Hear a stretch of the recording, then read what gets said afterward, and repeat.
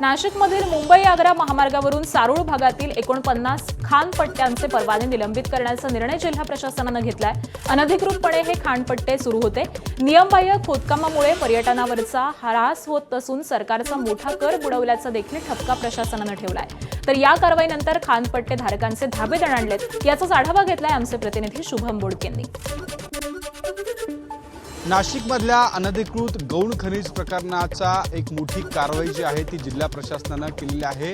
नाशिक शहरातल्या मुंबई आग्रा महामार्ग लगत असलेल्या सारूळ येथील जवळपास नियमबाह्य खोदकामाच्या अनुषंगाने 49 खाणपट्ट्यांचे परवाने जे आहेत ते जिल्हा प्रशासनाने निलंबित केलेले आहे। आपण जर बघितलं तर हा समोरचा भाग आहे तो नाशिक मुंबई महामार्ग लगतचा सारूळ शहरातील हा संपूर्ण डोंगर आहे। एकूण जर बघितलं तर या ठिकाणी महसूल विभागाने ही मोठी कारवाई करत 49 खाणपट्टे हे बंद करण्याचा निर्णय जिल्हा प्रशासनाने घेतला आहे। खाणपट्ट्यांचं वीज कनेक्शन हे काढून टाकलेलं आहे। त्यामुळे आता खाणपट्टे चालकांनी थेट महसूल मंत्र्यांच्या कोर्टात धाव घेतलेली आहे। मात्र आपण जर बघितलं तर हा समोरचा डोंगर अक्षरशः पोखरून टाकलेला आहे।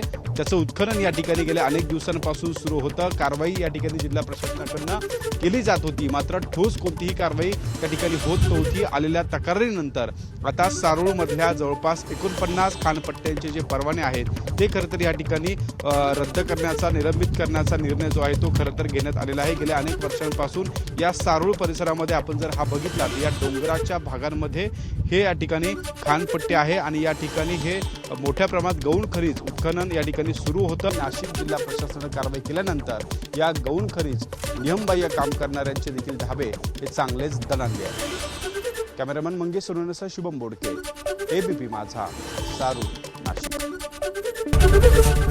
एबीपी माझा, उघडा डोळे बघा नीट।